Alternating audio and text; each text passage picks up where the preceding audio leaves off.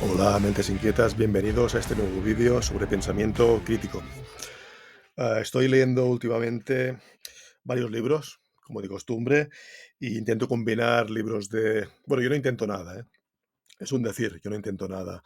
Yo simplemente combino, porque hago lo que me apetece. Si tuviera que intentar, ya no haría lo que me apetece, ¿no? Entonces, cuando se trata de lecturas, pues no intento nada, ¿eh? Leo diversos libros a la vez. A la vez quiere decir, no al mismo tiempo, ¿eh? Eso sería imposible, ¿eh? Pensad que el cerebro no puede hacer multitasking, ¿eh? Eso es falso, eso es una falsedad, ¿eh? El cerebro pierde capacidad de concentración y por lo tanto de rendimiento cuando hacemos lo que llamamos falsamente varias labores a la vez, ¿eh? Varias tareas a la vez, ¿eh? Primero hacemos una, luego otra, luego otra, luego otra. Lo que pasa es que cuando combinamos muchas tareas en poco tiempo, tenemos la sensación y encima nos enorgullecemos de que somos capaces de hacer muchas labores al mismo tiempo, cosa que es falsa, ya seas normopensante o ya seas superdotado, ¿eh? El superdotado pues va a tener más intensidad, más capacidad de sacar rendimiento, evidentemente, haciendo este multitasking, pero igualmente ese multitasking es falso, es completamente falso, ¿eh? Eso está más que tipificado, más que estudiado. Bien, pues como os decía, estoy leyendo, entre otros libros, sobre la estupidez estratégica. La estupidez estratégica de Giorgio Nardone. Giorgio Nardone.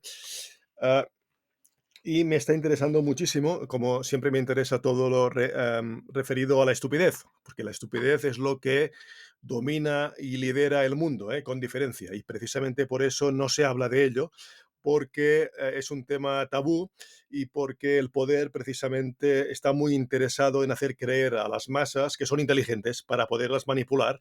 Y eso no significa, por cierto, en absoluto que ese poder sea más inteligente que las masas. Una cosa es ser más neurótico y es que esa neurosis te dé por la astucia y por la codicia, y otra cosa es que realmente ese poder sea más inteligente que las masas, porque precisamente si fuera más inteligente que las masas, ya se encargaría que esas masas dejaran de algún modo de serlo, para que todo funcionara mejor, de una forma holística, de una forma más que competitiva, en colaboración, que esa es la mentalidad precisamente del superdotado, y precisamente por eso el superdotado se margina, se deja al ostracismo, y eso es a lo que quería ir a parar hoy, de, habiendo visto un vídeo el otro día de un chico psicólogo, pedagogo, superdotado, que animaba a la tropa de superdotados, y me parece muy bien. El problema es que no estoy de acuerdo con él, no estoy de acuerdo con él, ¿no? Hablaba de que el superdotado tiene lugar en la sociedad, pero para relacionarse con los demás tiene que tener, en definitiva, un poco una doble máscara, o una sola máscara, digamos, una máscara y su verdadero yo. Su verdadero yo, aquí no entramos ya en neurosis, ¿eh? No estaba hablando de neurosis, de carácter, ¿eh? Hablaba de la neurodivergencia, en este caso concretada en la superdotación, y se refería a la inadaptación del superdotado con el resto de la humanidad, quiere decir con la mayoría normopensante, ¿no? Y decía que esto en verdad es muy difícil, y por eso nos tenemos que poner una máscara y cargarnos de comprensión. Y por otra parte, él proponía pues algo muy obvio, ¿no? Que es juntarse con personas del mismo nivel, más o menos, evidentemente, intelectual, que no necesariamente quiere decir con superdotados, altas capacidades, puede ser personas no pensantes, pero con una capacidad intelectual elevada. Y así uno puede desarrollar su vida, ¿no? Entonces, claro, eso parece muy obvio y parece de pura lógica, pero a mí eso no me parece una opción, porque eso es dar por sentado que las personas de tu mismo nivel intelectual, pues te vas a llevar bien con ellas, a tener afinidades por esta razón, cosa que puede tener un sentido efectivamente, pero no tiene en cuenta el aspecto neurótico. Y eso me lleva a pensar, por cierto, en una conversación que tuve el otro día con un amigo, y me hablaba de Isaac Asimov, que decía que la única educación real tiene que ver con el autodidacta, ¿eh? Que desde el academicismo, desde la academia, uno no aprende realmente. Bien, eso tiene para mí buena parte de razón. De hecho, yo me lo he aplicado a mí mismo y puedo hablar con propiedad porque yo estuve en la universidad. Yo tengo una carrera universitaria y puedo aseguraros que cuando más he aprendido es fuera de la universidad, efectivamente, y no en la universidad. Eso no significa que en la universidad no haya tenido buenos profesores, la mayoría malos, como es debido, claro, claro, porque lo que abunda es la mediocridad, como la palabra indica. En la universidad aprendí cosas y que luego me facilitaron, pues, quiero añadir, ah, me facilitaron que, como autodidacta, yo aprendiera mucho más rápido, mucho más rápido. Eso significa, por otra parte, que la universidad es imprescindible para ser autodidacta y que yo no hubiera podido llegar al mismo sitio, y work in progress, no terminado, evidentemente, uno termina cuando se muere, pues no, no significa eso, no significa eso, ¿eh? Pero, a la universidad a mí me ayudó, pero podría haber hecho la carrera me podría haber ahorrado, quiero decir, la carrera perfectamente, sin ningún problema, y de esto. Y luego, también a raíz de esta conversación me vino a la cabeza una frase de un pensamiento de Asimov que decía que se está efectivamente, y eso ya hace muchos años que lo dijo, pero hoy en día todavía tiene más valor si cabe, más vigencia, dijo que, se está en definitiva, por resumirlo, desacreditando el intelecto, ¿no? Se está desacreditando y entonces parece que está incluso de moda por ser un necio, y hay que acabar con el intelectualismo, ¿no?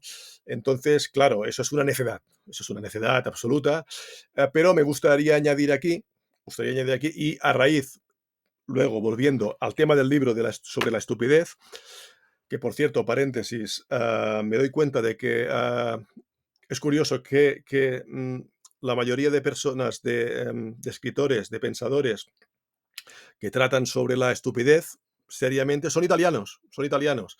Y eso no puede ser casualidad. No estoy diciendo que en Italia haya más estúpidos que en otra parte, quizás es todo lo contrario, ¿no? Y aunque no creo que sea ni una cosa ni la otra, ni una cosa ni la otra, ¿eh? Simplemente, quizás es una idea que tengo, el italiano tiene un gran sentido, un gran desparpajo y un gran sentido del humor, y entonces aborda las cosas con esa simpatía y por lo tanto con ese descaro que les caracteriza en el buen sentido, y abordan la realidad, en este caso la estupidez, pues sin complejos, sin complejos, ¿no? Y entonces, eso es una teoría mía, ¿eh? Porque, claro, no puede ser casual que sean tantos italianos quienes hablen de la estupidez, ¿eh? Sin complejos, como este señor, Giorgio Nardone, como Cipolla, estoy pensando, o como Pino Aprile, del cual leí un libro hace años que me encantó sobre la estupidez, ¿eh? Que insisto que es un tema clave, clave, para entender no solo el mundo actual, sino la humanidad en general en todos los tiempos, ¿eh? Y como decía, es un tema en el fondo tabú, porque nadie se cree estúpido. Los estúpidos siempre son los demás y además el poder hace que creer a la gente que es inteligente para poderla manipular, como decía, que Asimov hablaba de esa mm, conspiración, por así decirlo, no antiintelectual, que lo que hace, digamos, es aborregar, efectivamente, aborregar, estupidizar más todavía la sociedad, ¿no? Y eso es verdad. Lo que aquí yo quiero añadir, y decía al respecto de este libro precisamente, es que hay que con cuidado, porque precisamente este libro nos habla de la estupidez estratégica, que tiene que ver con el añadido que quiero hacerle yo aquí mismo a Asimov, y si me está oyendo en el más allá, pues a lo mejor está de acuerdo conmigo. Seguramente estaría de acuerdo conmigo, ¿eh? Porque una cosa es la aberración que supone, ¿no? Negar la intelectualidad, ¿no? Que nos hace avanzar, efectivamente, tanto en el terreno artístico, científico, humanístico en general, en todo nivel, ¿no? Ah, pero no hay que, y como decía al principio, no hay que olvidarse de la neurosis del carácter de la persona, que es independiente de su intelecto. Y eso, para resumirlo mucho, como ya os he dicho en otros vídeos, significa que uno puede ser perfectamente un genio intelectual y, sin embargo, un imbécil. Un imbécil porque está descentrado en su neurosis, en su carácter en definitiva. Y en definitiva, el miedo y ya sabemos que hay muchos tipos de miedos, si hablamos de eneagrama, cada eneatipo tiene su propio miedo, pues hace que una persona no solo tenga un comportamiento imbécil, sino que tenga pensamientos imbéciles y que además los justifique y que se puedan justificar a través del intelecto, precisamente del intelecto, y eso lo hacemos todos. Y no se salva precisamente el propiamente el llamado intelectual, que no sé qué es eso exactamente, un intelectual. Habría que leer a Humberto Eco y nos dicen de una forma muy sencilla lo que es un intelectual para él y dicen, resumidas cuentas, que un carpintero puede ser un intelectual. Un intelectual porque es alguien que piensa, en este caso, sobre la madera, es alguien que piensa sobre su oficio. Un intelectual puede serlo cualquiera. Cualquiera que piense debidamente sobre la cuestión pertinente, es decir, porque no podemos llamar un intelectual a aquel que sabe de todo y no sabe de nada. Ya vemos que eso no funciona, no funciona, porque no somos supermanes, ¿no? Superdotados o no, da igual. Entonces, insisto en esta idea, en la idea de una cosa es el intelecto y que efectivamente no podemos desprestigiar el intelecto porque eso es una barbaridad, pero otra cosa es creerse que porque una sociedad supongamos, porque no es así, está intelectualizada, que estuviera intelectualizada, que las cosas irían mejor, porque estamos hartos ya de comprobar cómo gente muy intelectual pues son los artífices de los grandes horrores de la humanidad. Por ejemplo, Goebbels era un intelectual, claro, sí, era un intelectual y pensaba muy, muy fino, muy fino. El problema es que como era neurótico, pues cometía horrores y cometía desastres, ¿no? Y eso ocurre con el intelectual de estupidez estratégica, que hay varias en este libro que apuntan muy divertidas y muy trágicas a la vez, como os podéis imaginar. Sería, por ejemplo, el perfil del fanático ferviente, que os podéis imaginar, no entraré, el perfil del manipulador taimado, bien. Pero hay uno que me ha llamado mucho la atención porque ese es el peligroso. El peligroso, todos lo son, todos los que están aquí apuntados lo son, porque la estupidez siempre es peligrosa, porque no hace falta tener maldad para tener estupidez y a través de la estupidez se pueden cometer grandes maldades en nombre de la estupidez, porque el estúpido, como decía, no se da cuenta de que lo es. Y esa es la tragedia del estúpido y de la humanidad, efectivamente, de la humanidad. Entonces, me llamó atención el perfil que voy a leeros ahora mismo porque vale mucho la pena, del el lógico despreciativo, y se lo dedico a Isaac Asimov. A Isaac Asimov, que seguro que compartiría esta idea, que no es mía, es de Giorgio Nardone, pero también es mía. También es mía porque, sinceramente, yo ya la había pensado antes de leer y coincidió al leerla con mi idea, ¿no? Dice, en las antípodas del perfil anterior, pero con resultados básicamente parecidos, se halla el que hace del razonamiento lógico su fortaleza, desde la que contempla con desprecio a todos los que están fuera de ella, acusándolos de irracionalidad o estupidez. Ya sabéis por dónde voy, porque de esos hay unos cuantos, y son bastante ridículos. Su modelo es Aristóteles, en el mal sentido, el fundador de la lógica clásica, al que este tipo de individuos sigue fielmente rechazando la contradicción, la incongruencia y la incoherencia de los razonamientos. En las discusiones busca siempre esas características en los argumentos de los otros porque cree que de este modo sale vencedor de la disputa. Aquí ya vemos una arrogancia, una superioridad moral e intelectual. La emotividad, la fantasía, la intuición y todo lo que sobrepase el puro razonamiento lógico se considera engañoso y hasta peligroso. En su opinión, solo el análisis lógico y frío y distante puede impedir que el hombre sea presa de pasiones primitivas e instintos bestiales. Bueno, ya hemos visto en tantas ocasiones cómo ese pensamiento frío, lógico, supuestamente objetivo, ha causado, como decía antes, los mayores horrores de la humanidad. Eso ya no es una opinión mía, eso es un hecho.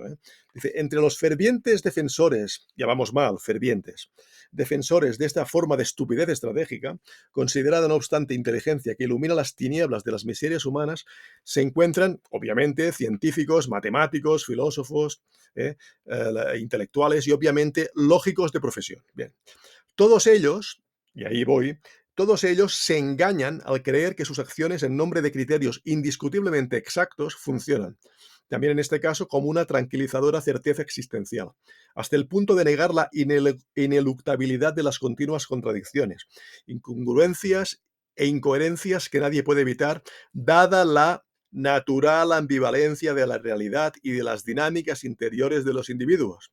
Repito, dada la natural ambivalencia de la realidad y de las dinámicas interiores de los individuos. Allí, amigos lógicos fríos, allí fracasáis, ¿eh? Y como fracasáis porque tenéis miedo de que las cosas no sean exactas, precisas y cartesianas, por puro miedo, entonces os volvéis arrogantes y totalmente soberbios, defendiendo a capa y espada esa idea que precisamente, creo que lo dice a continuación, atenta, y os lo avanzo, atenta contra la lógica, ¿eh? Ahí está la contradicción del lógico despreciativo, ¿eh? En otras palabras, dice, la lógica los hace ciegos y sordos a todo lo que ésta no contempla ni controla. Como ponía en evidencia Weichinger, 1911, el exceso de lógica conduce a lo ilógico, que es lo que os acabo de decir, el exceso de lógica conduce a lo ilógico, ¿eh? Y a menudo es necesario pasar por lo ilógico para llegar a lo lógico. También en este caso es válida la estrategia de Pascal, que acabamos de describir, pero en vez de proponer el punto de vista propio, tras haber demostrado que se acepta el transparente rigor de la lógica, habría que proponer los dilemas que ninguna lógica ordinaria puede resolver, y que en la cultura medieval se llamaba insolubilia Erasmo 1500, o paradojas lógicas, como la del mentiroso que dice que miente. El lógico despreciativo quedará desarmado porque es incapaz de encontrar una solución lógica al dilema presentado. Bien, esto que acabo de leer, y que parece hasta un punto cómico, porque cuando se habla de la estupidez es inevitable pues que haya un punto cómico. Yo creo que el punto cómico existe precisamente porque como la evidencia no se puede negar y da vergüenza esa evidencia, y no solo da vergüenza, sino que es trágica, pues es inevitable el sentido del humor, que tanto tienen, por cierto, generalizando, los italianos. ¿Podría ser esta una razón por la cual los italianos se dedican tanto al tema de la estupidez y que me parece de una inteligencia sublime porque el mundo no está regido, por desgracia, por el amor? No, no, no, está regido por la estupidez, que precisamente su componente máximo, el más destacable, es que va en contra del amor. La estupidez va en contra del amor. Ya lo dije en el anterior vídeo y ahora no me voy a alargar sobre este punto. Bien, pues volviendo al inicio, cuidado con creerse que porque te vas a reunir con tus colegas superdotados, pues que la cosa va a funcionar. En principio no es una mala idea, pero no necesariamente va a funcionar porque existe el tema de la estupidez. En los superdotados, también. ¿Qué quiere decir la estupidez procedente, en este caso, de la neurosis? Como la tenemos todos, en un mayor o menor grado, ¿eh? Y luego está, aparte, la inteligencia que pueda tener cada uno, pero que, insisto, esta inteligencia precisamente normalmente está al servicio del ego. Y por lo tanto vemos la paradoja de que esa gran inteligencia del superdotado, si el superdotado está en su carácter, en su personalidad descentrado, que quiere decir neurótico, va a poner precisamente, está la paradoja, insisto, y la ironía, va a poner al servicio esa superinteligencia al servicio de la estupidez, al servicio de su propia estupidez. Quiere decir de su neurosis que le genera estupidez. Y, insisto, de eso no se libra nadie en mayor o menor grado de neurosis, ¿eh? Por lo tanto, mucho cuidado con la intelectualización si no va acompañada de un centramiento personal que digamos, permita la evolución correcta y el desarrollo correcto de esa inteligencia y también de esa emocionalidad que va a ir de acuerdo con esa inteligencia, por supuesto. No lo podemos separar, ¿eh? Bien, para hoy no quiero deciros nada más, creo que ya me he hablado bastante. Y si os ha gustado, dejadle un buen like. No os olvidéis de comprar mi nuevo libro de aforismos, tapa blanda, tapa dura, ebook. Creo que os va a gustar si os gusta este canal. Y nada, nos vemos en el siguiente vídeo.